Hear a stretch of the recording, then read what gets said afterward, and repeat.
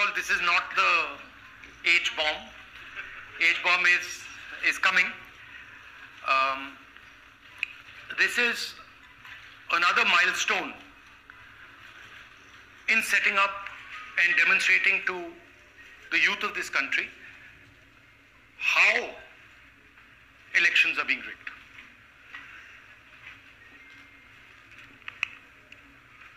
So I'm going to make a claim here, very strong claim,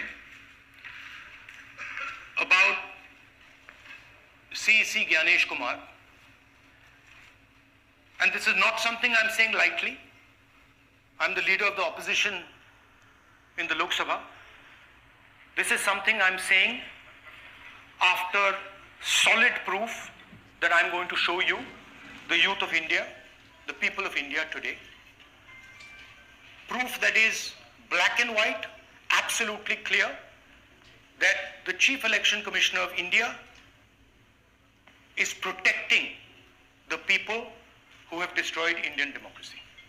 I'm also going to show you the method by which votes are being added and deleted, and I'm going to show you how they are done, how that is done.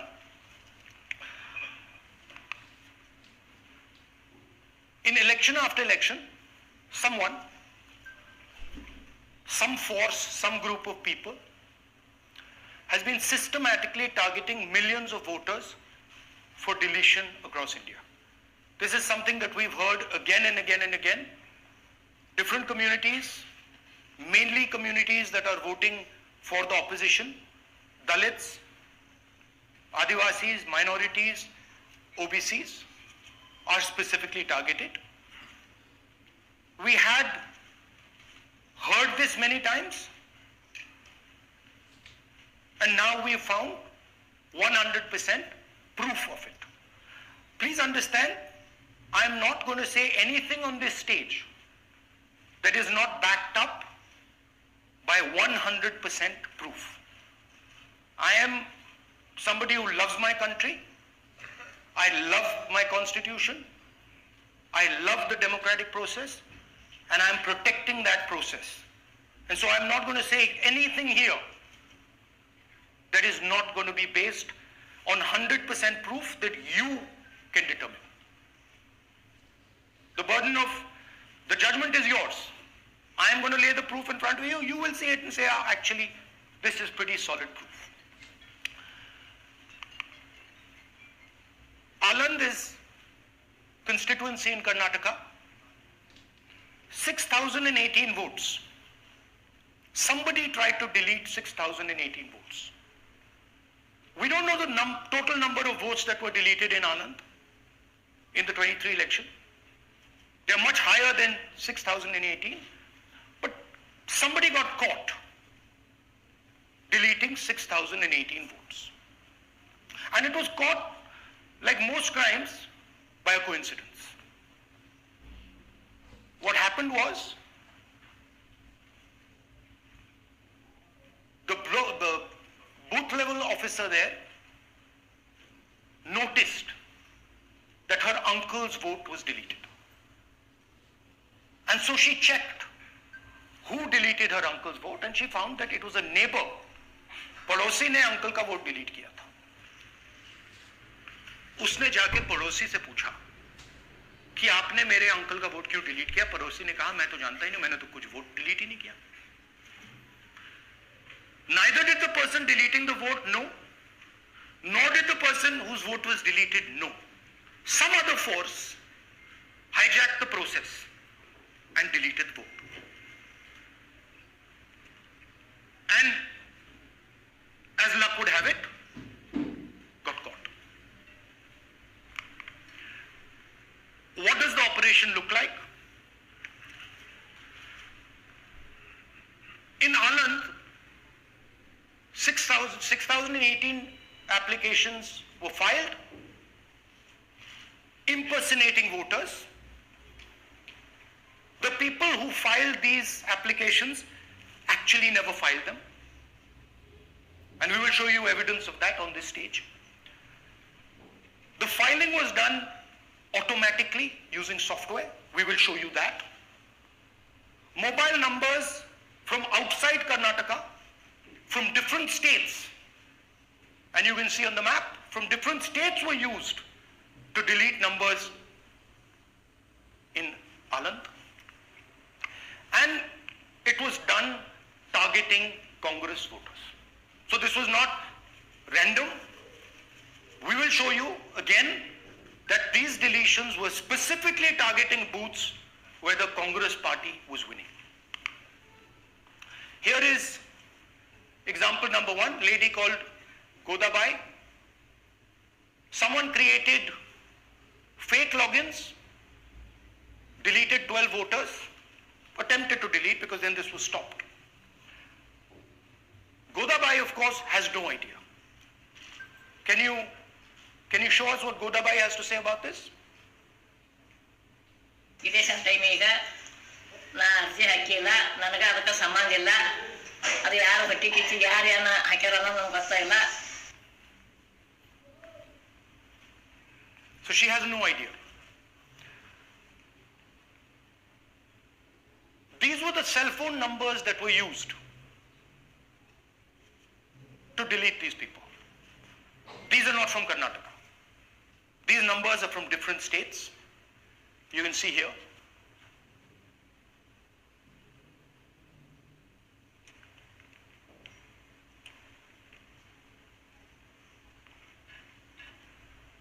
So the question is,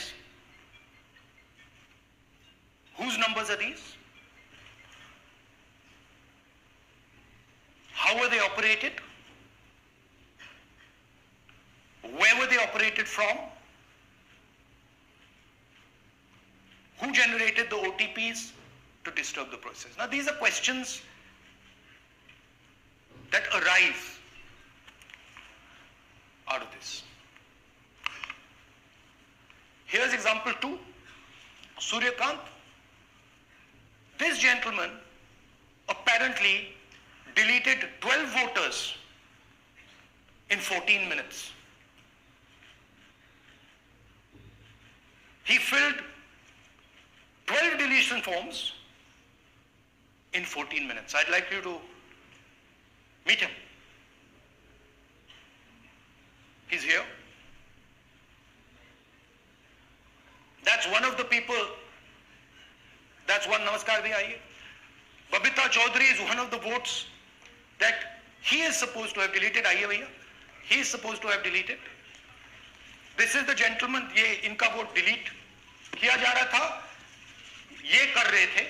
इनसे आप पूछिए. बताइए. That's our candidate. हाँ. कन्नड़ा में बोलिए. ನನ್ನ ಹೆಸರು ಸೂರ್ಯಕಾಂತ್ ಗೋವಿನ. ನಾನು ಸರ್ಸಂಬ ಗ್ರಾಮದಲ್ಲಿ ನನಗೆ ನಾಲೆಜ್ ಕೇಳದೆ ನನ್ನ ಹೆಸರು ಮೇಲೆ 9 ಜನರ ಲಿಸ್ಟನ್ನು ಡಿಲೀಟ್ ಮಾಡಿದ್ದಾರೆ. ಅದು ಯಾಕಂತ ಇವರು ನನಗೆ ಬಂದು ಕೇಳಿದರು, ನಮ್ಮ ಹೆಸರು ನೀವು ಯಾಕೆ ಡಿಲೀಟ್ ಮಾಡಿದ್ರಿ ಅಂತ. ಅದಕ್ಕೆ ನಾನು ನಮ್ಮ ಸಾಹೇಬ್ರಿಗೆ ಹೇಳಿದೆ, ನಾನು ಡಿಲೀಟ್ ಯಾರಿಗೂ ಮಾಡಿಲ್ಲ, ಅಪ್ಲಿಕೇಶನ್ ಕೊಟ್ಟಿಲ್ಲ, ಆದರೂ ಡಿಲೀಟ್ ಆಗಿದೆ, ಅದು ನೋಡ್ರಿ ಅಂತ. ಹಾಗಾಗಿ ತಹಶೀಲ್ದಾರ್ಗೆ ಹೋಗಿ ಕಂಪ್ಲೇಂಟ್ ಕೊಟ್ವಿ. ಮತ್ತು ಕಮಿಷನರ್ ಇದು ನಮ್ಮ ಜಿಲ್ಲಾ ಎಲೆಕ್ಷನ್ ಒಂದು ಇದಕ್ಕೆ ಕಂಪ್ಲೇಂಟ್ ಕೊಟ್ವಿ. ನನ್ನ ಹೆಸರು ಮೇಲೆ 12 ಜನರದು डिलीट ಮಾಡಿದ್ದು ನಿಜ ಇರ್ತದೆ. थोड़ा ट्रांसलेट कर लीजिए. मेरे नाम पे 12 लोगों का नाम डिलीट किया गया है. हालांकि मुझे मालूम नहीं, मैं कभी किसी को मैसेज भेजा भी नहीं, मैं बुलाया भी नहीं. ये बबीता आके पूछने से पता चला कि मैंने मेरे फ़ोन से ऐसा मैसेज किया, लेकिन असल में मैंने किसी को भी मैसेज नहीं किया. आप कुछ कहेंगे? नहीं, ठीक है. Thank you. Thank you. Third example, Nagaraj. 2 applications filed and submitted in 36 seconds. Please try and fill these forms and see how long it takes you. Try and fill. And I ask the youth of India, try it. Try and fill the form, 2 forms in 36 seconds. You'll see the answer to this question. Notice also what time this gentleman fills the form. For some reason, he gets up at 4:07 in the morning and suddenly fills 2 forms in 38 seconds.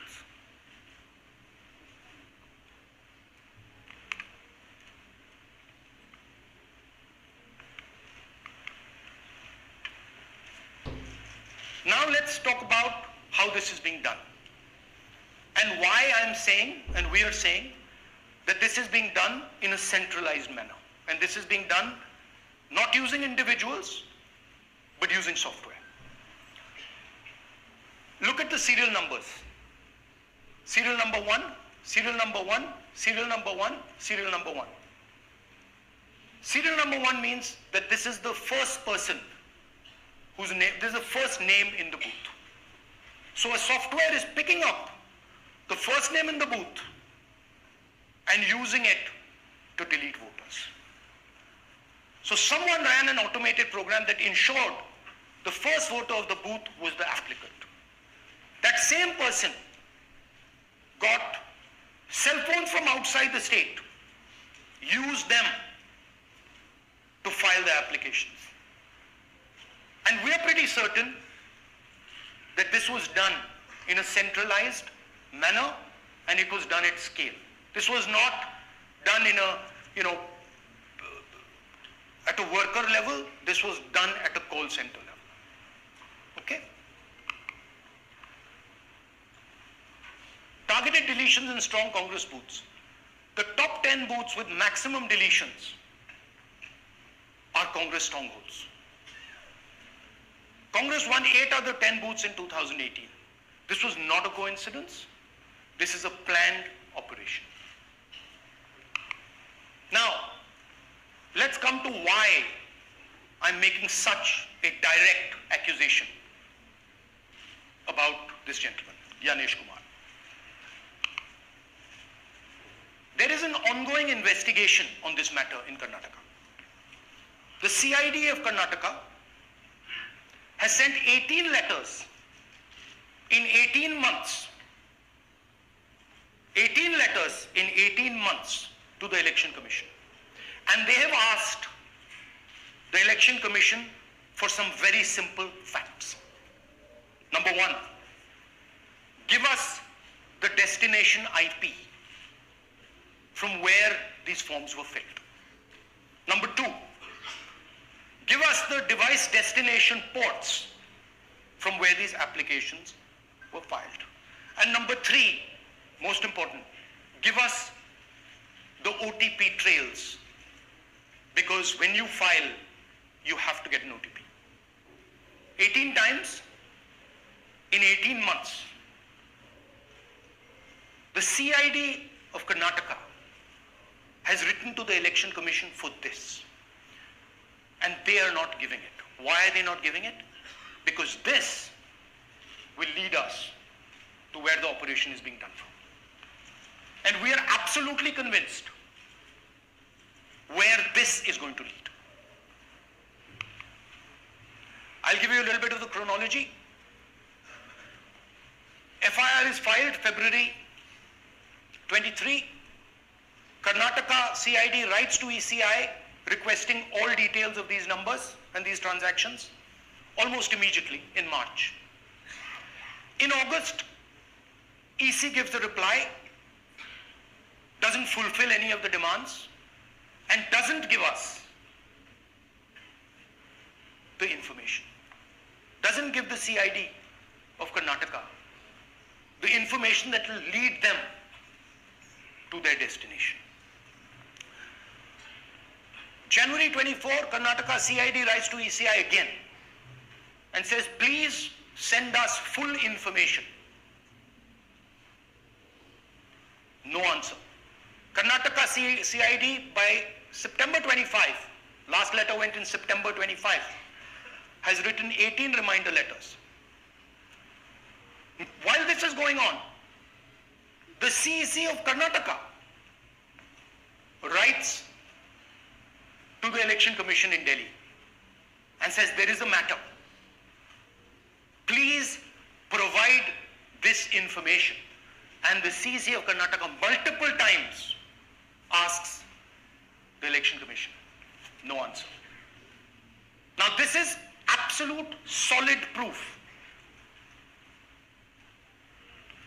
that Gyanesh Kumar is protecting the people who are doing this. This is also absolute solid proof, what I've shown you, that this is being done in a centralized way, this is being done at scale, and this is being done using large resources. Question is, who is the someone? And the answer is with the EC today. The Election Commission of India knows who is doing this. And I want every single youngster in India to know that they are attacking this. And this is your future. When they are not giving this information, they are defending the murderers of our democracy. And it is important that every youngster knows this. Your jobs, your future, your aspirations all come from this instrument. And the Chief Election Commissioner, Mr. Gyanesh Kumar, is not telling the CID of Karnataka who is doing this. This is not an isolated case. There are many such cases. Here is another one. Maharashtra, Rajora, same idea. 6,850 targeted voters added. Anand we caught deletions, Rajora we caught additions. But the basic idea is the same. Phones from outside, people who are supposed to have added voters don't know that they've added voters. People who've deleted voters don't know that they've deleted voters. You can see, you might remember that, those names there. JW, JW, JW, JW from the last presentation. Same model. So it's the same system that is doing this. It's doing it in Karnataka. It's doing it in Maharashtra. It's done it in Haryana. It's done it in UP. And we have proof of all of it.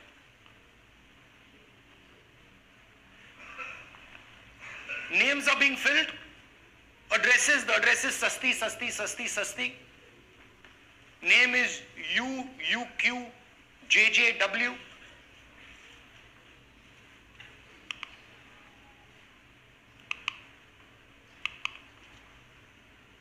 So, what are we saying here? That the Chief Election Commissioner of India, Gyanesh Kumar, needs to stop protecting the people who are destroying Indian democracy. We have given you 100% bulletproof proof here. It cannot be doubted. You have seen it with your own eyes. Right? EC has to release this data of these phones, these OTPs, within a week. Otherwise, we will know for sure that Gyanesh Kumar is protecting the people who are destroying and attacking the Constitution. Thank you. धन्यवाद. पीठ हिंदी में बोले? हिंदी में. नहीं, reverse कर दीजिए. पूरा हिंदी में बोल देता हूँ. पूरा हिंदी बोल. देखिए, ये एच बॉम्ब तो नहीं है. एच बॉम्ब आ रहा है. हाइड्रोजन बॉम्ब आ रहा है. ये एक और उदाहरण है वोट चोरी का. पिछली बार मैंने आपको एडिशंस के बारे में बताया था. ये हम आपको डिलीशंस के बारे में दिखा रहे हैं. और सबूत के साथ हम आपको दिखाएंगे कि ये जो डिलीशंस हुए हैं ये सेंट्रलाइज तरीके से कॉल सेंटर के प्रयोग करके, सॉफ्टवेयर के प्रयोग करके किए गए.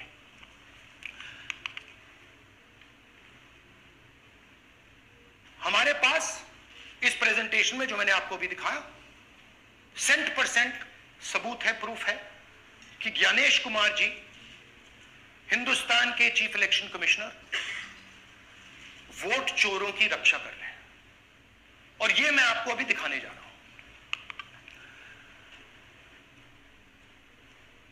हर इलेक्शन में हमें रिपोर्ट आती थी कि वोटर्स डिलीट हो रहे हैं, कांग्रेस वोटर्स डिलीट हो रहे हैं, ऑपोजिशन के वोटर्स डिलीट हो रहे हैं, दलित वोटर्स डिलीट हो रहे हैं, आदिवासी हो रहे हैं, माइनॉरिटी वोटर्स डिलीट हो रहे हैं, ओबीसी वोटर्स डिलीट हो रहे हैं। मगर जब डिलीट होते हैं ऑपोजिशन के ही होते हैं। कर्नाटक में आनंद कंस्टिट्यूएंसी है, यहां पे चोरी पकड़ ली, कोइंसिडेंस से पकड़ी। वहां की जो बीएलओ थी उसने देखा कि उसके रिश्तेदार को डिलीट कर दिया गया था। जैसे चोरी पकड़ी जाती है, कोई छोटी सी गलती हो जाती है, हाथ आ जाती है। अलंद में 6018 वोटर्स डिलीट हुए, उसमें से इनकी रिश्तेदार थे। उन्होंने पता लगाया कि मेरे रिश्तेदार को डिलीट किसने किया। पता लगा कि पड़ोसी ने रिश्तेदार को डिलीट किया। बीएलओ ने जाके पड़ोसी से पूछा कि भाई आपने मेरे रिश्तेदार को क्यों डिलीट किया? पड़ोसी ने कहा मैंने तो नहीं किया। बीएलओ सस्पिशियस हो गई, शक पड़ा, उसने प्रोसेस चालू कर दी।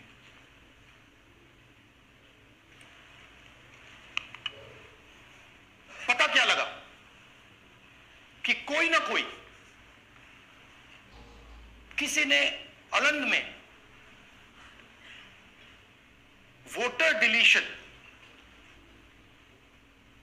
सिस्टमैटिकली ऑर्गेनाइज तरीके से, सेंट्रलाइज तरीके से किया। हमें यह नहीं मालूम कि आनंद में कितने वोटर डिलीट हुए, क्योंकि इससे बहुत ज्यादा हो सकते हैं। 6000, तकरीबन 6000 पकड़े गए, उस पर इन्वेस्टिगेशन हो गया। क्या पता लगा कि फाइलिंग ऑटोमेटिकली ऑनलाइन हो रही है। मोबाइल नंबर्स कर्नाटक के नहीं यूज हो रहे, मोबाइल नंबर्स दूसरी स्टेट्स के यूज हो रहे हैं। इनफैक्ट कर्नाटक के नंबर थे ही नहीं उसमें। मतलब आप दिल्ली में बैठे डिलीट कर रहे हो, आपका नंबर तमिलनाडु का है। आप गुड़गांव में डिलीट कर रहे हो, आपका नंबर झारखंड का है। और जब हम चेक कर रहे हैं कि भैया आपका नंबर है, तो आपका नंबर है ही नहीं, किसी और का नंबर है। और टारगेट करके कांग्रेस वोटर्स को डिलीट किया गया। ये गोदाबाई जी हैं, इनके नाम पर 12 वोटर्स डिलीट किए गए। इनको मालूम ही नहीं, इनको पता ही नहीं कि इन्होंने 12 वोटर्स डिलीट किए। दिखाइए जरा। ಇಲೆಕ್ಷನ್ ಟೈಮ್ ಈಗ ये इनका वीडियो है। ನಾ ಅರ್ಜಿ ಹಾಕಿಲ್ಲ, ನನಗ ಅದಕ್ಕೆ ಸಂಬಂಧ ಇಲ್ಲ. ಅದು ಯಾರು ಹೊಟ್ಟಿ ಕಿಚ್ಚಿ ಯಾರು ಏನ ಹಾಕ್ಯಾರ ಅನ್ನೋದು ನನಗೆ ಗೊತ್ತಾ ಇಲ್ಲ. तो इनको आइडिया नहीं है कि इन्होंने वोटर्स डिलीट कर दिए।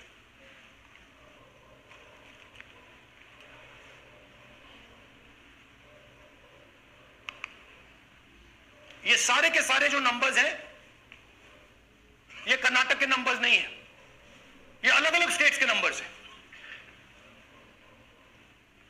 और इन नंबर्स को आप फोन करके देखिए, रिप्लाई नहीं आता है।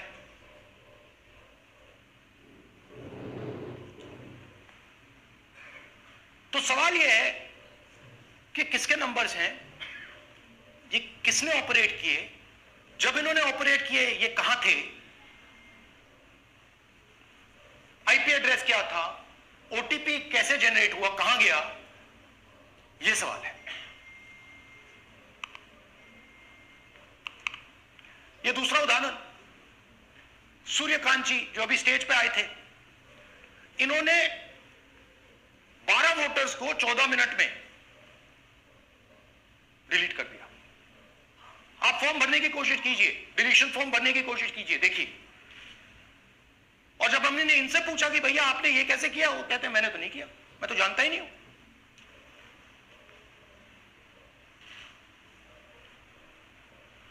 बबीता चौधरी जी का इन्होंने नाम डिलीट किया, यहां खड़ी है बबीता जी, यहां है सूर्यकांत जी, यहां है, आ जाइए जरा स्टेज पे, 1 सेकंड आ जाइए, ये दोनों खड़े हैं यहां पे, सूर्यकांत जी, बबीता जी। इनको मालूम ही नहीं कि इन्होंने डिलीट किया। Thank you. नागराज जी, इन्होंने 2 एप्लीकेशन 36 सेकंड में फाइल कर दी है। और मजे की बात देखिए, ये 4 बजे सुबह उठ के फाइल कर रहे हैं। पता नहीं क्या हुआ, 4 बजे सुबह कहा कि भैया मैं 2 वोटर को डिलीट करूंगा, और कितने 36 सेकंड में डिलीट कर दिए, फिर सो गए।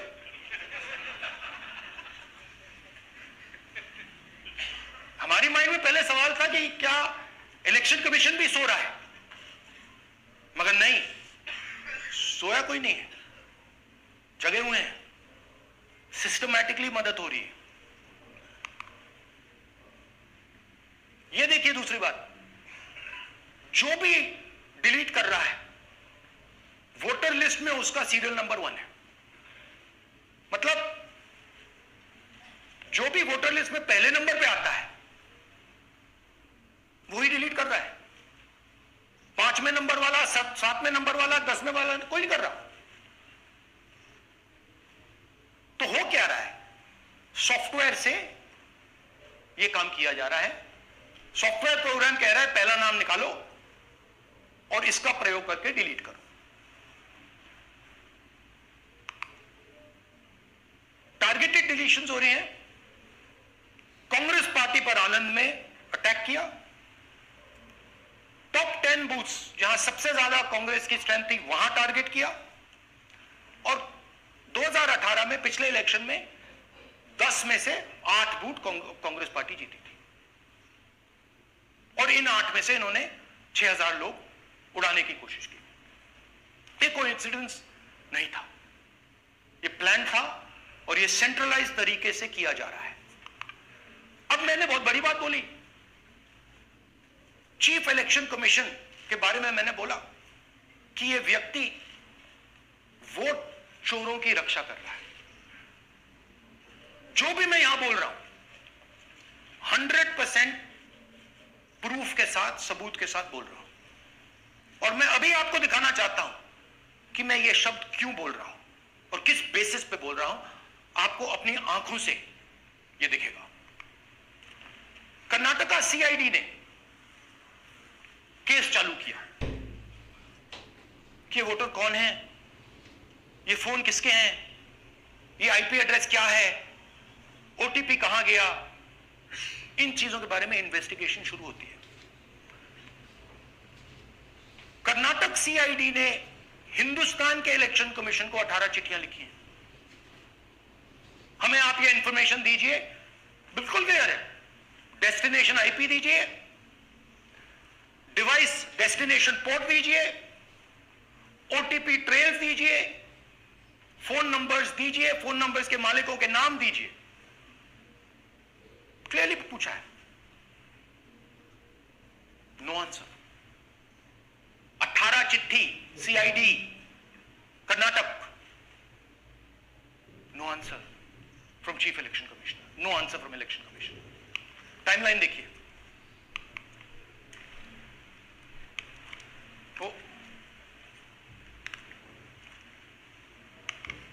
ओके, फरवरी 23 में इन्वेस्टिगेशन शुरू होती है। मार्च 23 में कर्नाटका सीआईडी चिट्ठी लिखती है ईसीआई को कि हमें सारे डिटेल्स दे दीजिए। अगस्त में इनकंप्लीट डिटेल्स दी जाती है, जिससे कोई इन्वेस्टिगेशन आगे नहीं बढ़ेगा।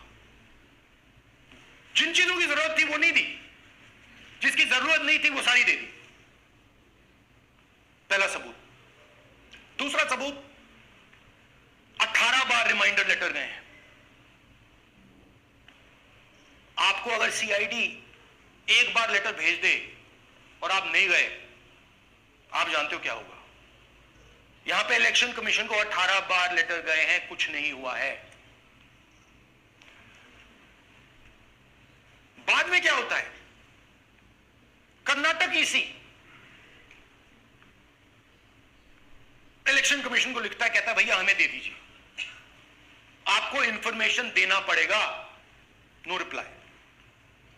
मार्च 25 में, आखिरी लेटर सितंबर में गया है, कुछ ही दिन पहले। No reply from EC. यह है सबूत कि ज्ञानेश कुमार जी वोट चोरों की रक्षा कर रहे हैं, और यह ब्लैक एंड व्हाइट सबूत है, इसमें कोई कंफ्यूजन नहीं है कहीं।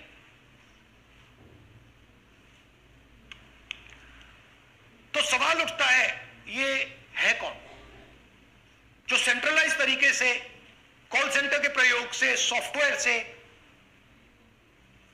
अलग अलग प्रदेशों में वोट डिलीट कर रहे हैं, ऐड कर रहे हैं? इलेक्शन कमीशन जानता है, ज्ञानेश कुमार जी जानते हैं। अच्छा, ये सिर्फ आनंद में नहीं हुआ, ये अलग अलग कंस्टिट्यूएंसीज में हुआ है।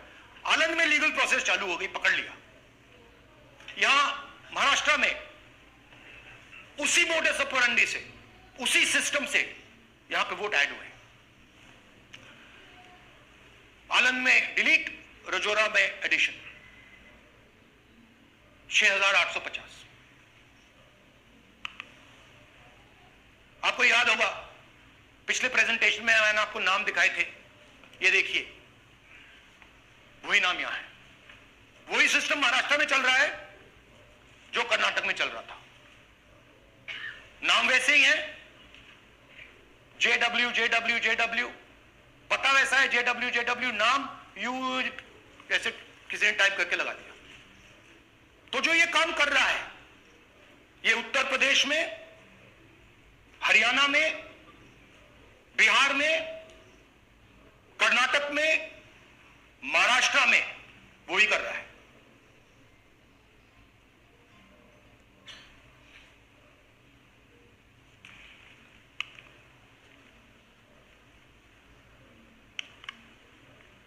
तो हमारी डिमांड है, ज्ञानेश कुमार जी, आप अपना काम कीजिए। आपने ओथ लिया है, आप हिंदुस्तान के चीफ इलेक्शन कमिश्नर हैं। आपसे कर्नाटक की सीआईडी सबूत मांग रही है।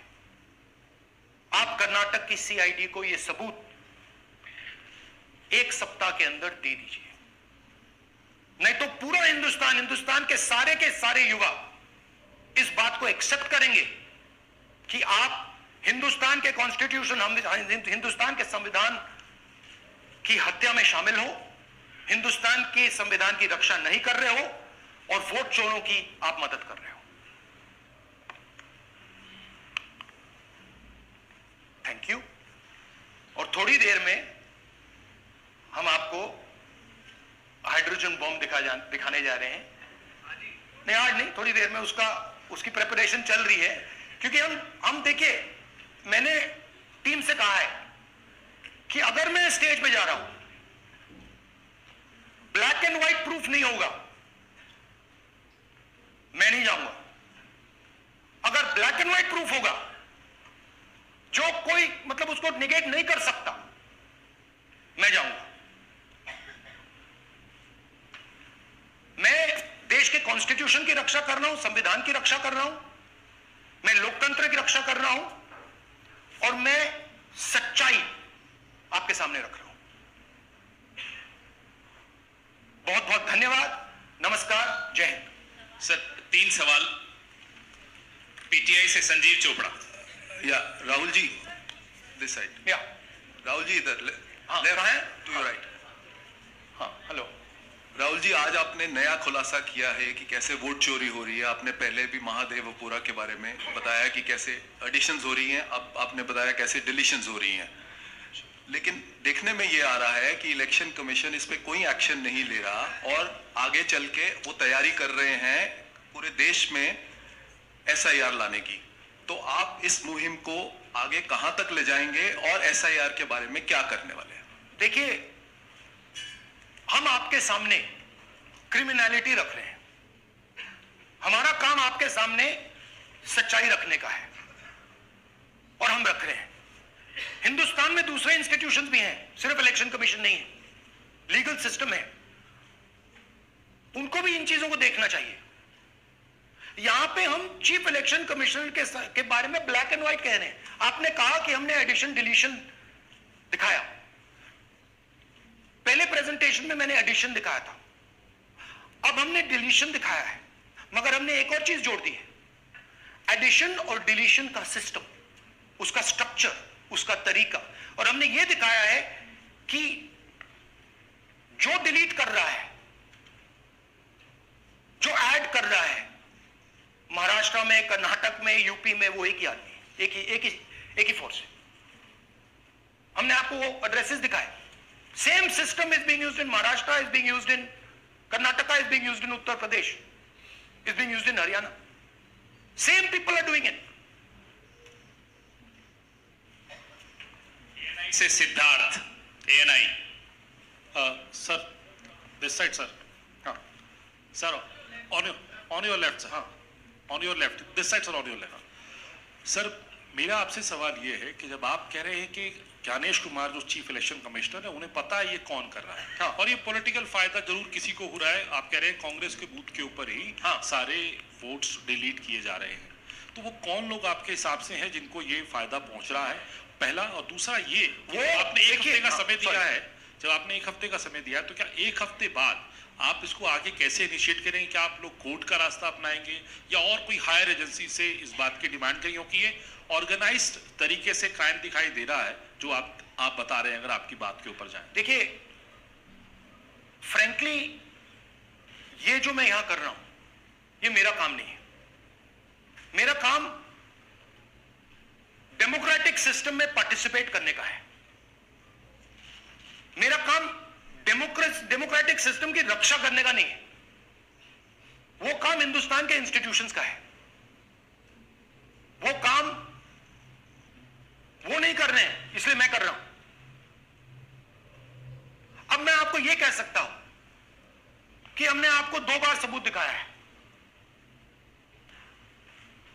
और जब हम ये प्रेजेंटेशंस खत्म करेंगे, इसमें लगेंगे 2-3 महीने, जब हम ये खत्म करेंगे, आपके माइंड में कोई डाउट नहीं होगा कि हिंदुस्तान में state after state, Lok Sabha after Lok Sabha चोरी हो रही है। तो मेरा काम सच्चाई दिखाने का है। मैं हिंदुस्तान की जनता को, हिंदुस्तान के युवाओं को सच्चाई दिखा सकता हूं। यह मेरा काम है। उनकी जो इंटरेस्ट है, क्योंकि ये जो कॉन्स्टिट्यूशन है, ये हिंदुस्तान की जनता का रखवाला है, प्रोटेक्टर है, और मैं इसकी प्रोटेक्शन कर रहा हूं। इसकी प्रोटेक्शन करने का काम हिंदुस्तान के इंस्टीट्यूशंस का है, हिंदुस्तान के ऑपोजिशन लीडर का नहीं है। मगर इंस्टीट्यूशंस नहीं करने। अच्छा, एक इंटरेस्टिंग बात आई है जो मैं आपको बताना चाहता हूं कि इलेक्शन कमीशन के अंदर से हमें मदद मिलनी शुरू हो गई है।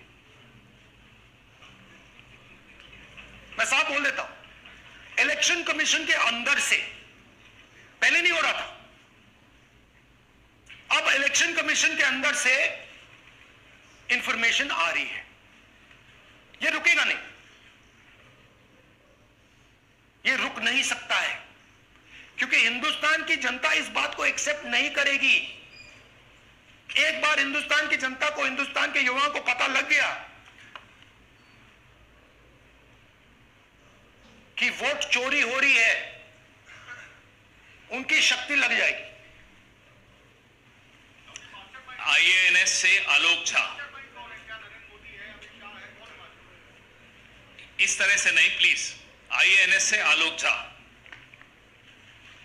वो भी मैं आपको दिखा दूंगा, वो भी मैं आपको प्रूफ के साथ दिखा दूंगा, है हमारे पास। राहुल जी, हाइड्रोजन बॉम्ब में ब्लैक एंड व्हाइट है। मैं फाउंडेशन लगा रहा हूं, मैं फाउंडेशन क्रिएट कर रहा हूं, है हमारे पास। मैं स्टेज पे बिना प्रूफ के नहीं चढ़ूंगा, बता रहा हूं। राहुल जी, आपने कहा ऐसे मत पूछिए please. Last question. Rahul ji, IANS से आलोक झा। राहुल जी इधर। आपने कहा आपके पास आलोक झा इधर सर। कहां है जी? हाँ, आपने कहा सर कि आपके पास पुख्ता सबूत है, ब्लैक एंड व्हाइट सबूत है, तो क्या अगर ईसीआई अभी जवाब नहीं देती है तो कोर्ट का रुख करेंगे, ये ऑप्शन है आपके पास, जाएंगे? देखिए, मैंने कहा कि मेरा काम एज ऑपोजिशन लीडर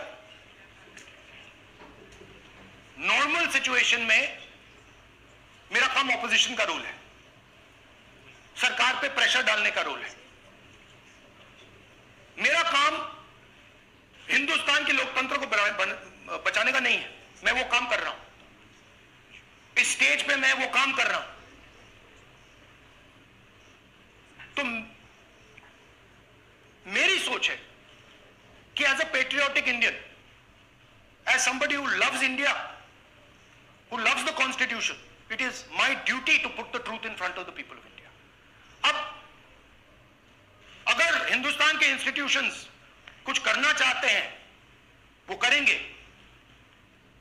उनमें भी बहुत लोग हैं, जैसे मैंने आपसे कहा, मैं सरप्राइज हो रहा हूं, इलेक्शन कमीशन से लोग आ रहे हैं, इंफॉर्मेशन दे रहे हैं और बढ़ रहा है वो।